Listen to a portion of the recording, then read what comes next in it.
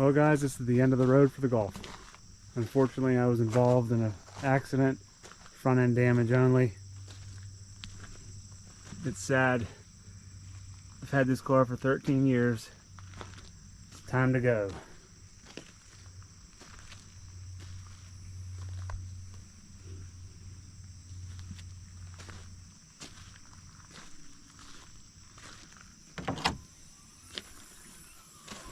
It still runs, believe it or not.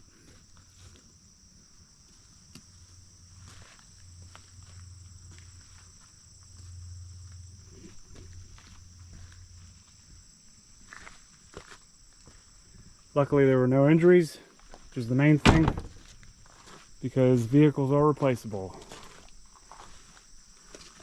So it's time to get a new daily driver. What do you guys think I'll get? Another Golf maybe? Another TDI? Time will tell. Stay tuned and find out. Take care, guys.